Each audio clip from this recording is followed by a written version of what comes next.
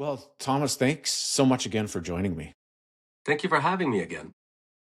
Yeah, you betcha. And so much has transpired, so much remains the same, but so much has happened since the last time we talked. And I sincerely appreciated your time last time and the things that you talked about. I also, as a Canadian, I appreciate what you're doing for Canada and also as an Albertan, what you're doing, because I know that you're passionate. And that's with this podcast. What concerns me is just the lack of civil discourse that can happen even amongst people where if you don't agree with them on a certain subject, doesn't matter what the subject is, you can't have those conversations. I'm not saying that I agree with the APP. I'm still on the fence, Thomas.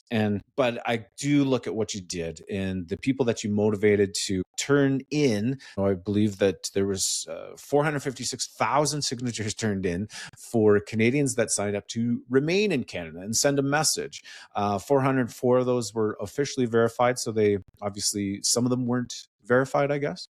Yeah. So what happens, the vast majority of signatures that were not verified, it wasn't a large number, but nonetheless, and that is an issue that we need to address, I think, later on through legislation. And the reason is this: many Albertans who live on farms usually have as their address a P.O. box. So if you look at their driver's license or any documents that they have, it's always a P.O. box. But they actually do also have a land description address, but most people actually don't even know what it is. So when you ask them what is your address, they give you the P.O. box address. So when they were filling out the petition, they would put down the only address that they actually know, which is the P.O. box address. And that is something that Elections Alberta would not accept, which is actually really odd, because when Elections Alberta sends out voter cards to those, let's call them farmers, to those farmers during election time, they actually send it to the P.O. box because that's the only address that they have. So they discounted all the P.O. box addresses. Unfortunately, rural Albertans were disenfranchised because their signatures didn't count. And I wish they did. But I can also tell you on the good side, since we handed in this petition, I think about 70,000 people signed up on our website saying, we didn't have a chance to sign the petition, but we want to register as supporters. So, but nonetheless, it's not thanks to me, it's thanks to our volunteers. It was record setting for sure. Yeah, for sure. And would you say, your mission was accomplished? Like, I thought that ultimately you were wanting to stop the potential of a referendum. Is that correct? Yeah. Sure. And if we were given the help that the Premier has given the Separatists, where if we really had 120 days as opposed to 90 days, we would have collected many, many more. Yes, I filed under the legislative provision, which asks the Premier to hold a vote in the legislature, and then if she chooses not to, then it takes us to a referendum.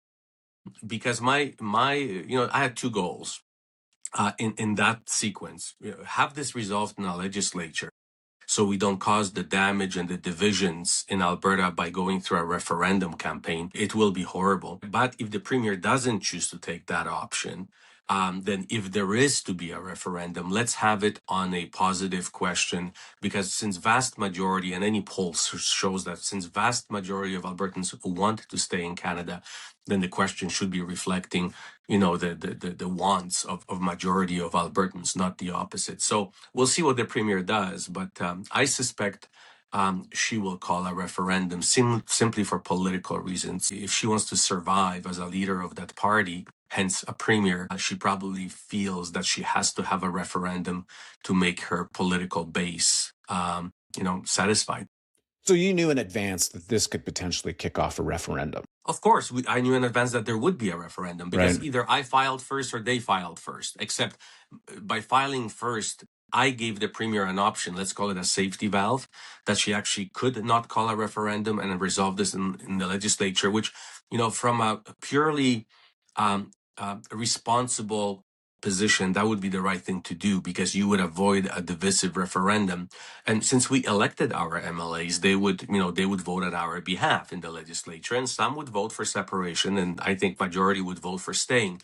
But if she decides to have a referendum, as I said earlier, we're prepared for it. It's regrettable that she feels that we have to have one, because it will be divisive, from a social Hmm. perspective, damaging economically without a doubt. It already is. And I fear, I study history. I know what happened in Quebec. It actually got not only divisive but dangerous. Yeah, yeah, and like we talked about last time, just how many companies moved out of Quebec because they just didn't know. There was certainly some hostility there. Oh, okay. Carlin, So people died. Let's not forget that people died. tell me Uh, about that. well, FLQ crisis.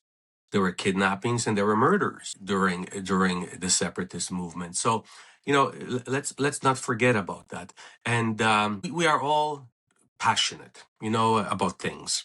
Hmm. I am extremely passionate about Canada and Alberta.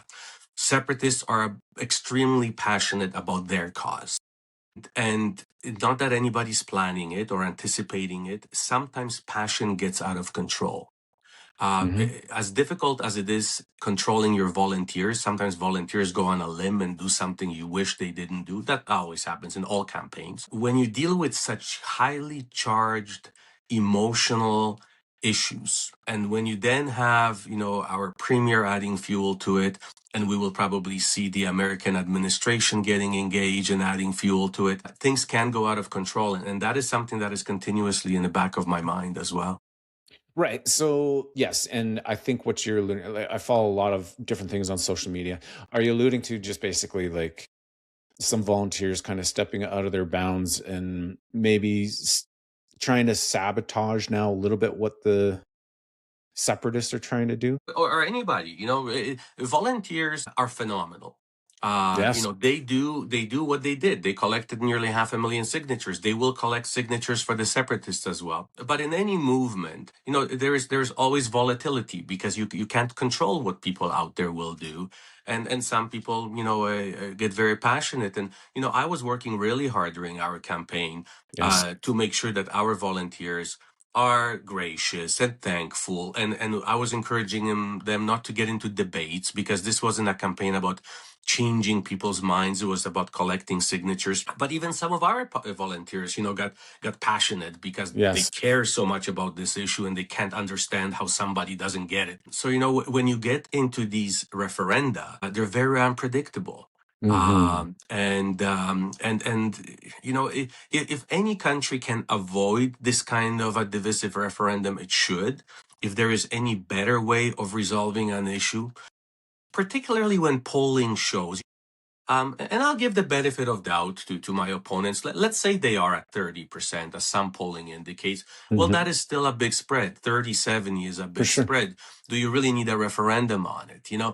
If the polling was, 40-60, 45, 55, then okay. You may feel compelled to have a referendum. But when every single polling shows that the support for separatism, really wavers between 20 to 30%, is it worth the risk, the economic risk, the social risk, the unpredictable factors that can happen during these Hmm. passionate campaigns? I don't think it is. But, the only person that can now stop a referendum, considering that separatists will get their 170,000 signatures, it will be the premier. And I think that is a great burden of responsibility that will be lying on her shoulders as a leader. Okay, so but for the separatist movement to be collecting signatures right now, it's a little bit of a moot point, isn't it? Because of what you guys, Forever Canadian movement, did. It Like is. they wouldn't Yeah. have to be collecting signatures. No, no. It's something that they wanted. I find it surprising, because for a movement that is so certain that they will win a referendum, just give us this referendum because we know we will win it. Why did they not file under the old 300,000 signature rule like I did? Why did they have to convince the premier to make this easier for them, to bring it down to 170,000 and give him extra time instead of 90 days, 120 days? This is not what someone who's confident of having a majority would do. I was confident that we have a majority. That's why I went under the old rules, and I had no problem surpassing my minimum of 300,000 signatures. But for some reason, they felt compelled to lobby the premier to make it easier on them, and she did. But you're right, it's a moot point, because if the premier wants to call a referendum, she can call a referendum regardless, either on my question or out of her own volition. Premier doesn't even need a petition to call a referendum. She can call a referendum tomorrow on whether the sky is blue, as she did on the time, on the changing of daylight saving time. So she doesn't really need this exercise. But the reason this exercise is taking place right now is because her base, members of the UCP party, and many of them are supporters of separatism, are demanding that of her. We saw this at the UCP convention. So she gave him this exercise. They're going through it, and we'll see what the premier does with it at the end. Yes. And, we're starting to see the lineups for signatures for the separatist movement. We do talk about the damage. Like in your world, what is the best way to go about? Because I think we talked about before, you have issues with the way the federal government is dealing with stuff. The separatist movement, that is their main problem as to the reason why they want to do this is because of the federal government and the way that our hands have been tied for years. What's a perfect world in your mind, Thomas, for getting to us as Albertans to the goal, to where we want to be? Yeah. So let's start with the premise of your question. You say in your world. My world is your world. We live in the same world. I am no different than you are. I'm an average Albertan. And can I stop you there, Thomas? Sure. Because I believe that as Albertans, as people, as members of the human race, we are so similar. Do we want to pay lower taxes? Yes. Do we want to open the door for business? Absolutely. Do we want less government to get in the way? Yeah. Like, I think the government has taken on such a big role that they wanted to be the be all and end all for every question that's answered. Well, if the government, you know what I mean? But we are the government too. I was a 30-year-old that was not happy with the way things are going, so I decided to run for office. And who knew? I got elected, and I became the government. And you can run for office tomorrow, and you can become the government. So, we often speak of government as if it was some kind of a foreign entity that was superimposed on us. No, but it's us running for office and forming a government. And if we really don't like it, we vote and we vote it out. With Alberta government. Now, with the federal government, there is an issue, right? Because of the fact that different parts of our country have different voting tendencies. And it's actually quite interesting. I was in Nova Scotia about a month ago now, speaking with some current and former politicians and just with people, because I was there to unveil a monument to the Canadian Navy. So a lot of soldiers and others. And they say, you guys in Alberta, you always vote conservative. Whether it's good for you or bad for you, you always vote conservative. So they can't figure out why we vote the way we vote, right? And we can't figure out why they vote the way they vote, because, our realities sometimes are somewhat different. We have different industries, but we definitely have different population bases.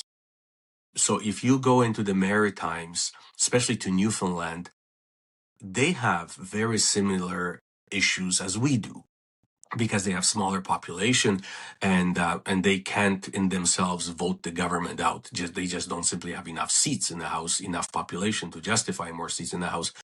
But at the end of the day, we all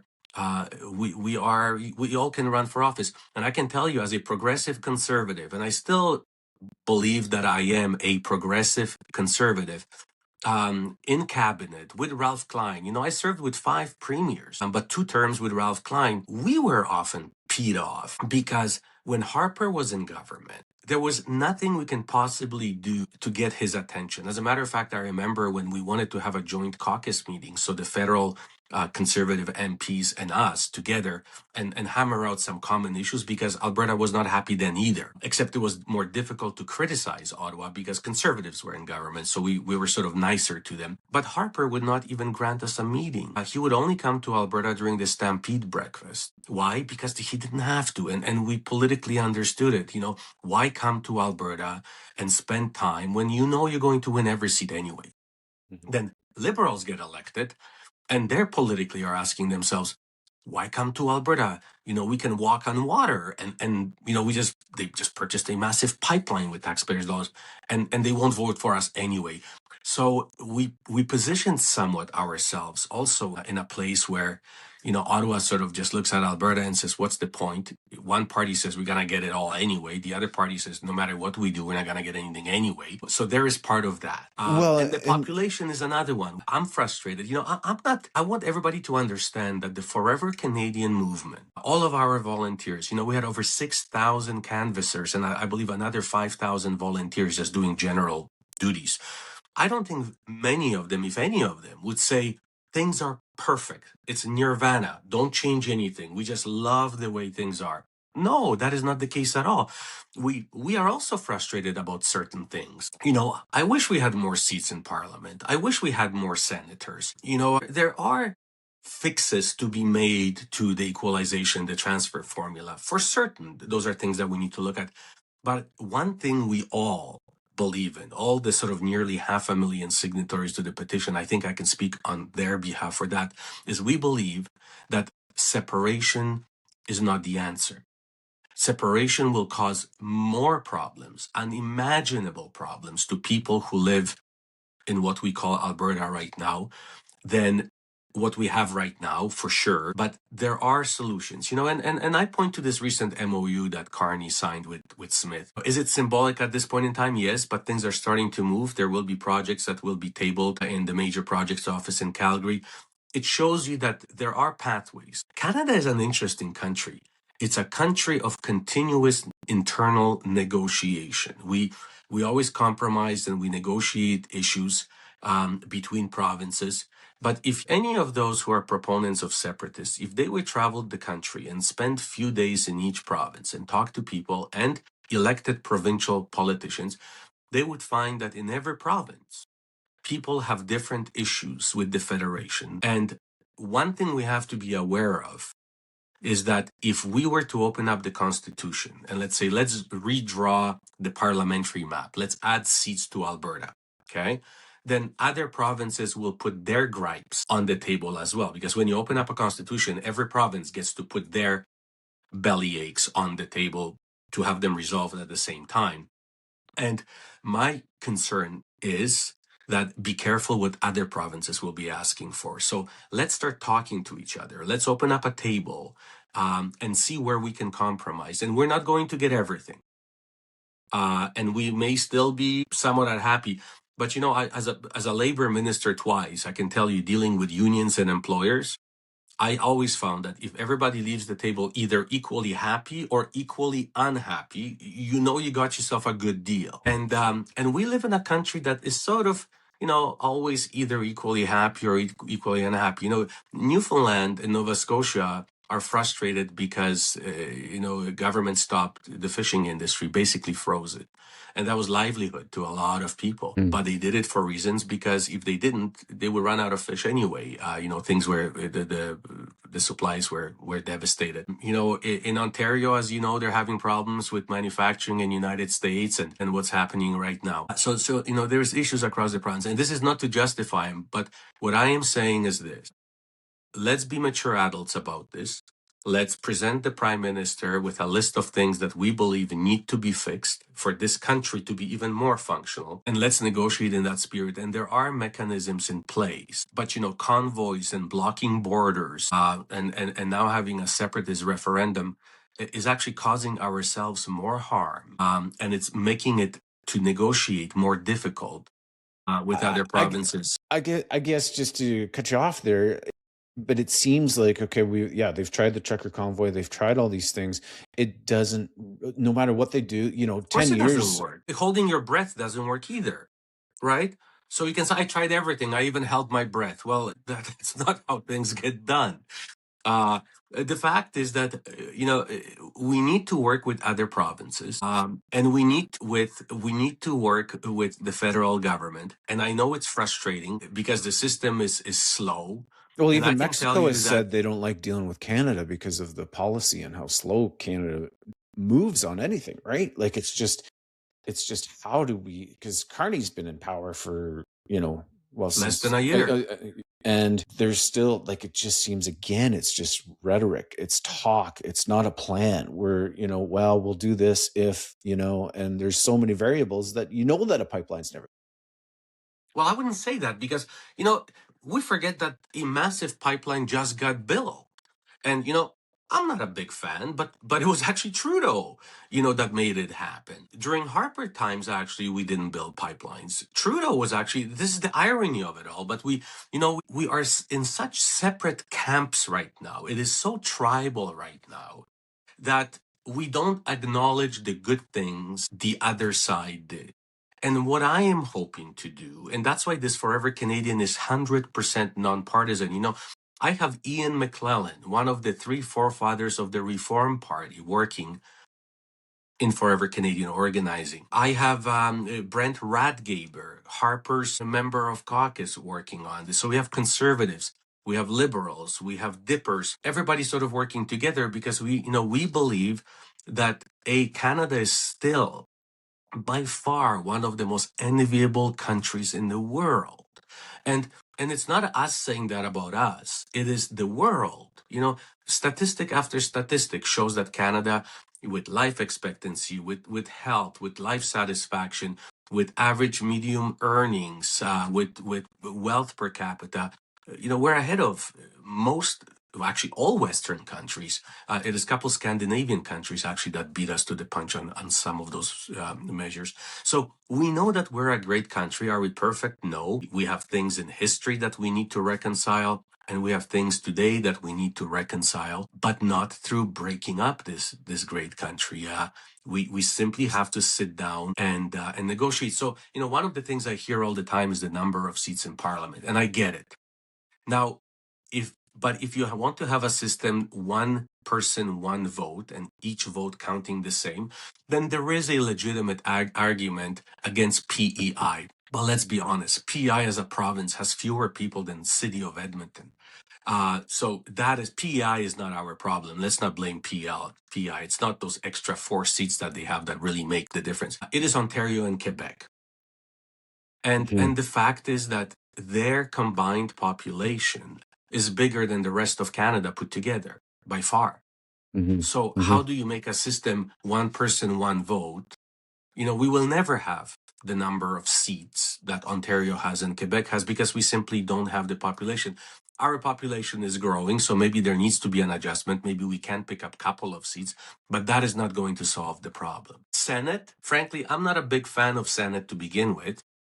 Harper promised Triple E Senate, equal elected and effective. He never did that because he also didn't want to open up the Constitution, knowing that other provinces would put other things on the table. Trudeau promised electoral reform. He also didn't do it because he knew he would have to open the Constitution. And no prime minister, doesn't matter what political party, will not open the Constitution easily. So are there other mechanisms that we can put in place that will compensate us for not having the same number of seats as Ontario? But how can we possibly have the same number of seats as Ontario when they have 10 times the population, right? Yeah. So, those are things that we need to look at.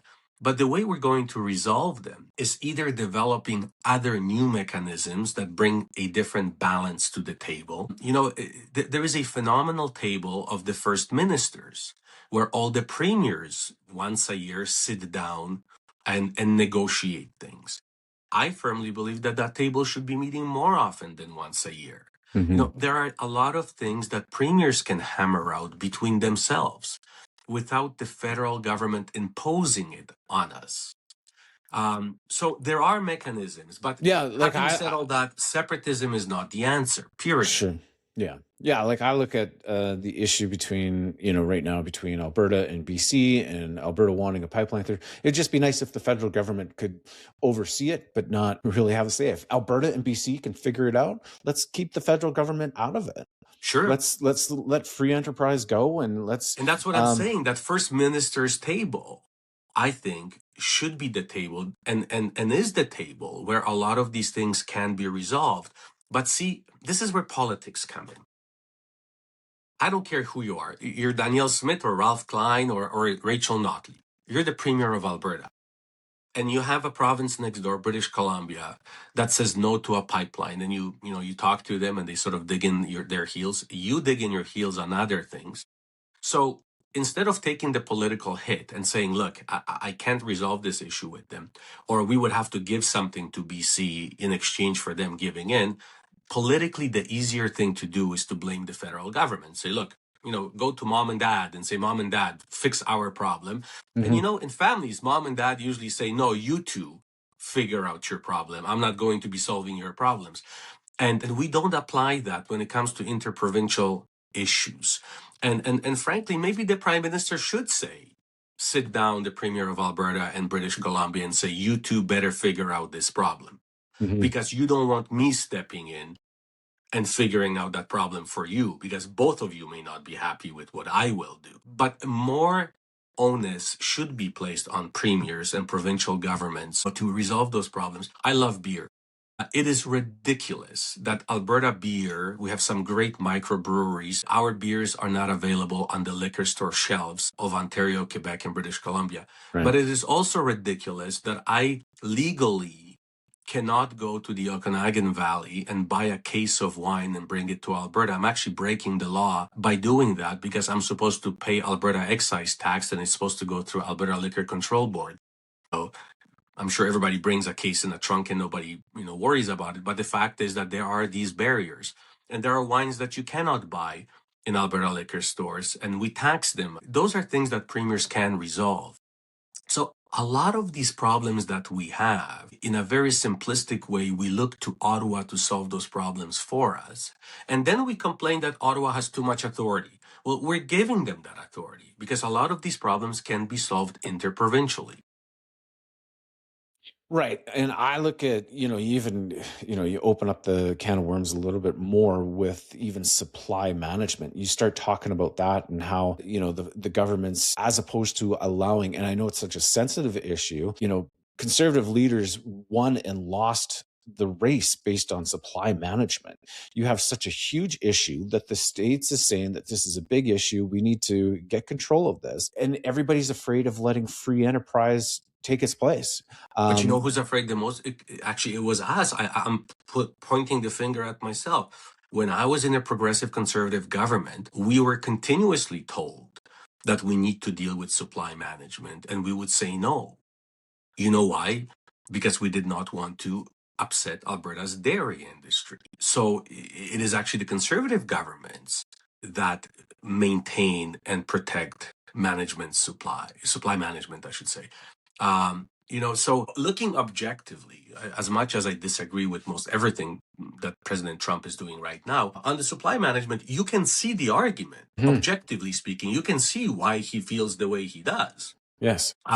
Because as free enterprises, we truly believe that markets should direct what we buy, for how much we buy, and where we source it from, well, supply management flies in the face of that. Actually, the quotas are more valuable than the cows, or with eggs, the chickens. And yet as conservatives, we say, oh no, that stays. Well, if that stays, then Quebec says, heck with you. What about our cheese? We have to be truly objective. And that is why I am a firm proponent of saying, you know what? Let's sit down as Canadians, as adults. Let's put our ideological hats on the side and actually examine the issues. And if we are being honest, very few conservatives will be able to, for example, defend supply management. But maybe if we choose to keep it, then that means we have to give up something else, because that is something that frustrates either other provinces or other countries. And that's how negotiations are done. So I am not suggesting let's give up supply management, but that means, we have to give up something else in exchange. And I know it's frustrating, but It is. just like the wheels of justice, common sense and negotiations take time. And sometimes you have to wait for another administration to get elected that may see some things your way, but then they may see other things not your way. But that's what grown-up relationships are all about. We see this in the microcosm of a family. Our kids, our spouses upset us, and we even may walk away from a dining room table sometimes mad. But at the end, we go to bed under the same roof. Mm-hmm. Tomorrow is a new day, and we try to see their perspective. We say to each other, "Tell me, how do you feel? Tell me, why do you see it the way you see it?" And we need to have those conversations, but not in a spirit of separatism, in a sort of accusatory way. Because, as much as I disagree with separatists, I love it. They're Canadians. Mm-hmm. They're Albertans. They're my neighbors, possibly. And at the end of this process, I want them to be just as happy or unhappy as I am. Well, that's where I wish, honestly, that we could back this bus up 5 years and Sure. say, let's work together. Because again, I don't think we're too far apart as to what we're wanting. You back it up 5 years and say, okay, let's come up with the plan. The step-by-step plan is to lobbying the federal government. Here's what we want to see. And then how can this gain movement? How can we gain traction? Do we need to get louder? Do we need to, suggest other things? Do we need to, not threaten, but say, let's open up the confederation. Let's look at, going the route of, I know that it would be almost impossible, but to go to a confederation versus a federation, right? Start conversations like that where, each province has its own, it has a little bit more power than what it does. I know that they're big, huge, scary talks, but I do look at this vote, Thomas, that is coming up. And for both sides, for people that want to separate, for the people that want to stay, it's a vote that affects us federally, where actually the average Albertan does matter. And it's so important to get engaged. And that's why I reached out to you. And again, I'm going to be reaching out to the APP and seeing if they'll meet with me again. It's just like, let's engage. Because here's a question that I have for the APP right now. With Trump talking about Greenland and basically moving forward and kind of ruffling a lot of feathers with NATO. And I know that your stance is that this is virtually impossible, and we're hurting our province greatly by even having these conversations. And I get that. But let's just dream with me for a little bit that it actually does happen. We wake up the next morning when Alberta is now its own country. Now what? Who are we going to partner with? What does that partnership look like? We're not going to be partnering with BC. We're not going to be, the rest of Canada. We are going to have to go south. I don't think you will even have to make that choice. I think that choice will be made for you very quickly. I think and this is another part that scares me, Thomas, is the steps that are going to be taken. And where does that put us? Because I think if Trump is still in power, that he will try to leapfrog some of the steps that need to be taken place. Of course. And all of a sudden, he will wave his magic wand and say, you are now a country. And if anybody has a problem with it, they have to come through us. That's very scary, because then we are forever indebted to the U.S. and we are at their beck and call. And does that put us in a better place than we are right now? Well, that's the thing. So if the separatist goal, which I can admire, I can understand the goal. We would like to be independent, and we would like to maximize on our resources, right? It's a nice goal to have, and I would like to be rich, and I would like to, drive a Porsche. It's a nice dream. It may be not realistic for me at this point in time in my life, but maybe. So it's nice to have aspirations. It's nice to have dreams. It's nice to have goals. But you have to look at what price are you willing to pay, and what is the potential loss or the potential danger of trying to achieve those goals in the manner that you're doing right now. So let's look at Alberta. So let's follow your dream. So it's the day after the referendum. Separatists received 50 plus 1%, and that's when it actually starts, because What would normally happen, according to Canadian jurisprudence, Canadian law, is that this would trigger a conversation with the rest of Canada, with provinces, leading towards separatism. There is a process that it has to go through. Mm-hmm. And the courts will have to approve things, and the treaties would have to be dealt with, and, a national debt and all that. Pension plans, you name it. Airports, military bases, national parks, Canada Post, NAFCAN, and the list goes on and on and on. There are hundreds of thousands of Albertans currently employed by federal government. They probably would be relocated to other parts of Canada because employment would have to be guaranteed. They would choose whether they want to follow their job or stay here. Tens of thousands or even hundreds of thousands of houses would go up for sale because people would be relocating. But let's say the day after, I firmly believe that President Trump would not say, let's wait for Canada to figure this out for the next 15, 20 years. He would see a vulnerable prey. His politics is very predatory from an economic perspective, Mm-hmm. and even, one can say military perspective right now. He sort of combines those two forces into one. So much like as he's looking at Greenland, and he doesn't care that Greenland is part of NATO. He doesn't care that Greenland is part of European Union. He doesn't care that Greenland is a sovereign territory belonging to Denmark. He says, I don't care. I want to own it. And Greenland says to him right now, but Mr. President, if you want to have more military presence, build as many bases as you want, military bases on the island. He says, no, I want to own it. They say, if you're looking at critical minerals and oil on our island, let's make a deal. Bring your American company, start digging and drilling. As he said, drill, baby, drill. And he says, no, I want to own it. Alberta would be in a very similar position. Now, except Alberta would be in a worse position because he already has pipelines running to the United States. And he virtually is the only customer of Alberta oil. And he is already buying it at a discounted price. We don't sell it to him at a world price, but as we all know, Americans buy it cheaper. So if you're President Trump, and frankly, I would be shocked if he wouldn't do it, why would you want to be buying oil from Alberta when you can actually own it? When it can become American oil. Why would you say? But is that part of the separatists, where the separatists want ahead, or the separatists wanting to be in its because own? that means becoming the 51st state, probably without representation in Washington, because I don't see President Trump, giving us Congress and Senate seats. This would be sort of a protectorate of the United States. Separatists are saying, well, if British Columbia doesn't let us put a pipeline through BC, once we become a separate country, we will be able to run a pipeline through the United States to the Pacific Ocean. What governor of a state in the United States and what president of the United States would say, oh, sure, why don't you run a pipeline through our territory so that you can sell your oil at a higher price than you're selling to us? That makes no economic sense. No, we will keep you landlocked, so we are still the only place where you can sell the oil. And by the way, now we own your oil.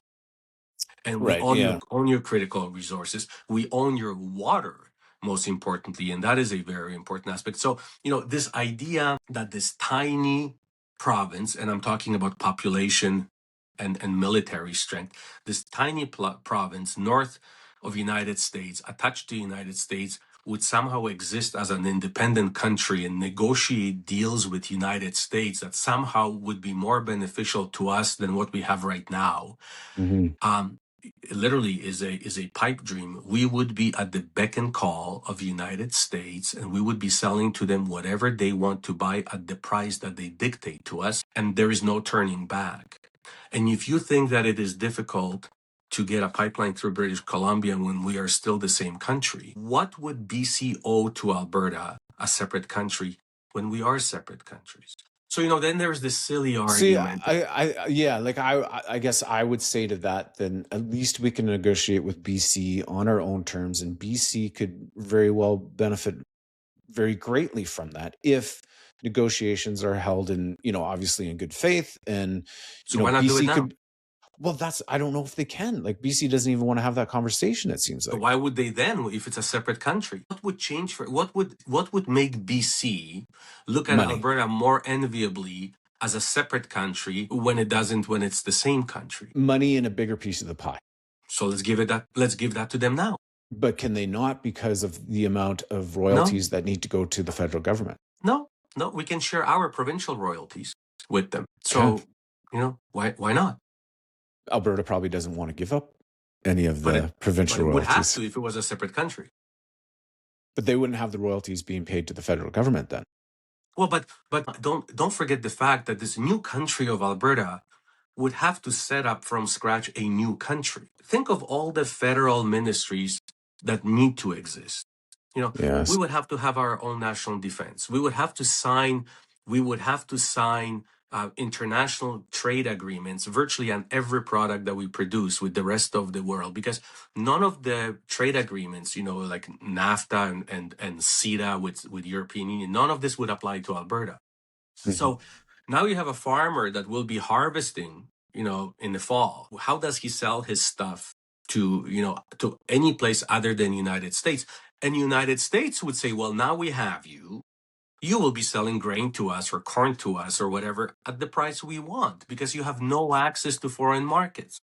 So Separatists say, well, if BC doesn't let us put pipelines through British Columbia, we can not allow trains through Alberta to British Columbia. Trains, tell that trucks, to Alberta farmer. If you block trucks to British Columbia, how are Alberta farmers? And that's one thing that I really found very interesting through this Forever Canadian. When I was touring on our Unity bus across the province, Separatists for some reason tend to be fixated on oil and gas. And don't get me wrong, it's an important industry in Alberta. But how is it that we suddenly forgot about farmers? What about their products? How will they reach their markets? Vast majority of Alberta agricultural products are sold outside of Canada. That means they're inspected by federal agencies. Our beef and everything is expected by federal agencies. Now we have to set up these agencies in Alberta, and they have to be trusted by the rest of the world. Our federal agencies are. These new agencies, who knows? We have no trade agreements to sell our product outside of Alberta. We are buying a whole bunch of other supplies from outside of Alberta for farmers. So we don't. How would farmers access the port of Vancouver? And who said that British Columbia and federal government of Canada would give this new country access to the port of Vancouver? So Separatists come back. They say that there is a United Nations Convention that every landlocked country has to be given access to ports in adjacent countries. That is true. But those negotiations take decades in some cases. If you don't believe me, ask Middle Eastern countries that are landlocked and still can't access tidewater. So, they have this sort of utopian, self-centered view that, we are so special and so important that all of a sudden, if we become a separate country, British Columbia will dance to our tune, Americans will treat us as an equal partner, and the rest of Canada will be nicer to us than they are right now. And that simply is not the reality. Once you leave, you're on your own. Yeah. Thomas, I've taken a lot of your time. I have a headache now. Welcome to my world. But Thomas, I really do, because I'm a fence sitter. I want what's best for Alberta, just like everybody else in this whole conversation. We're all the same. There's lots of different things. But if you can, in a minute or less, you have 1 minute to tell somebody that's on the fence, what do you tell them? Well, the fact is this. The risks that are proven, look at Brexit, what it did to United Kingdom. Their economy tanked. They want back in now. Look what's happening at the Basque region. Look how Quebec devastated its own economy. All the major businesses left Quebec. They made themselves a have-not province by all this, and they're about to enter that again, looks like. Why do this to ourselves? The risks outweigh the benefits. Are things perfect? They're not. They never have been, and they never will be perfect. But look at this country from 30,000 feet. It honestly is by far one of the best countries in the world. And do you want to be part of the United States? Look at what's happening in the United States right now. We are sort of the bastion of civility in the world. Let's work together. Let's address the issues that are problematic. And the fact is, we will never solve them. So I can't promise you that we will solve all the issues, because there will be new ones that will creep in. Yeah. But that's who we are. And let's be rational. And at a time when The world is eyeing Canada. Russia's eyeing Canada. United States is eyeing Canada. We need to be strong together. And the fact is that, there are no rational economists that will tell you that Alberta would be better off financially if it became a separate country. Separatists are selling this utopian view that doesn't take into account what it actually takes to set up a brand new country. And the fact is that, you know what? Albertans, and I know I'm not going to be telling people you should be lucky, how well you have it, because we all wish things were better, and we think that we could always do better in life, and so we should. But the fact is, compared to the rest of Canada, Albertans are actually doing exceptionally well. Mhm. Our incomes are higher, our taxes are lower. Could they even be higher by way of income and lower by way of taxes? Sure, they could be, but not if we become an independent country that will be basically a resource colony of United States within a day. Yeah, no, for sure. Well, my friend, I appreciate you. I appreciate your time. I know that a lot of this just comes down to leadership as well, right? Like you just wish maybe Carney does just need to call everybody together and say, hey, we have some unity issues. Let's We do. figure this out. But you know what? We do, but let's not run to daddy every time, whoever the daddy is. And Harper was in the same position. For God's sakes, we elect provincial governments. Canada is unique. So just bring the premiers together? Sure. There's no other country. No prime minister. Exclude the prime minister out of that conversation if you wish. But the fact is, there is no country in the world where provinces, or in Germany, land tags or states, have as much power as Canadian provinces have. Other countries don't understand Canada because they don't know why so much power rests in provinces. That's where the power is. We have 10 premiers and 3 territorial premiers. Those 13 should sit down and hammer out a deal and say, Mr. Prime Minister, this is how we want this country to run. Yeah. This running to daddy in Ottawa and saying solve our problems has not worked well so far with no matter who is in government. From Brian Mulroney to Chrétien to Martin to Harper, it doesn't matter whether it's liberals or conservatives. And people had this hope that if Poilievre was to win, things would have been better. No, they wouldn't have been better. They would be just the same and probably maybe even more divisive. We have premiers. We elected Danielle Smith. I think the weight of this burden should be lying on her, saying, you be the leader. You call in your colleagues, other premiers. Put your provincial issues, ask every premier to put their provincial issues on the table and start hammering them out. Yeah. We got a long time until the referendum, but I hope to have you back. I don't think we do. I think it'll happen sooner than you think. I for some reason, I was thinking October. I think Premier is going to call it before the election. And I think she's going to call an early election. Okay, so when in your mind, when do you think this referendum is going to happen? I can tell you we're ready. We have pivoted our campaign and we're ready for our referendum campaign. I hope we never have to deploy this campaign, but we probably will. But I think Premier will want this. Will want to deal with this. Let's get it over with. Before the election, because now she has a couple new political parties nipping at her, the Republican Party of Alberta from the right, and now this progressive Tory party from I don't know where, because I don't know much about them. So I think Premier will want to address this referendum issue, and that's unfortunate because it won't be pretty. Referenda of these type are never pretty. We saw what happened with Brexit. You know what happened with Brexit before we end? That is interesting because you said you studied Brexit, and there is a straight analogy. So before Brexit, every single poll, almost identical, no matter who did the polling, was that pro-separation from European Union was at about 30%. It hovered plus minus 1% or so. Then the vote took place, referendum vote, and it turned out to be just slightly over 50%, right? Mm-hmm. But interestingly enough, few days and then all the way up to now, polling is done about Brexit, and it went back to 30%. Right? So a lot of people may be like you, fence sitters, or people who are just not happy with things in general, use a referendum to send a message of frustration, and then the morning after say, oh my God, what have I done? I really didn't want to separate. Right. And that is the danger of referenda. It causes people to sort of go on a fringe. It's sort of like a by-election. Governments usually lose by-elections because people want to send a message. Well, this is not the way to send a message. You don't throw matches in a gas station because you just don't know what's going to happen.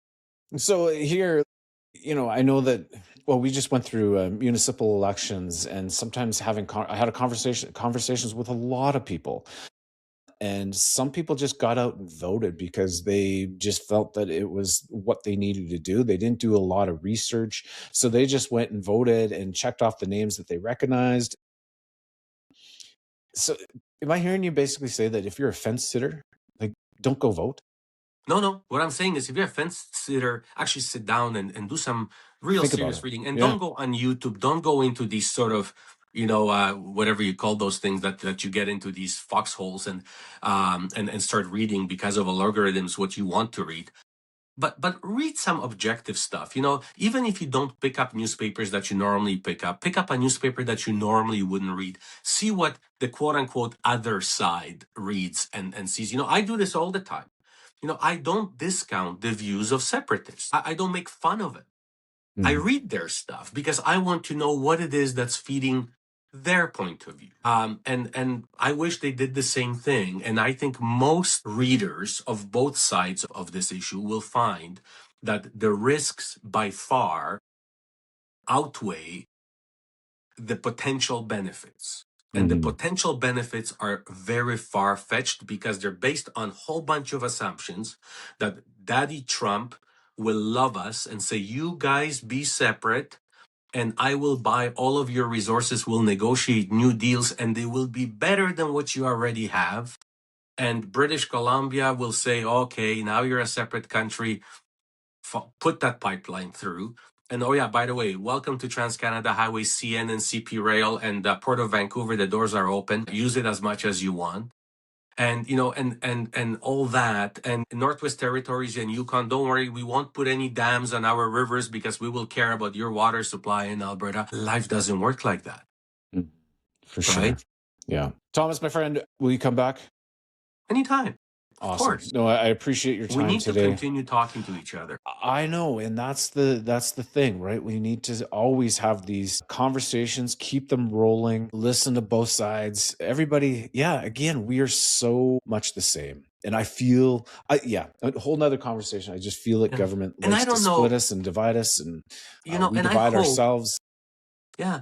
And I hope that, the people out there, because, just because you love Canada and you want to stay in Canada doesn't mean you're part of this Forever Canadian movement. A lot of people feel that way, but are not affiliated with us.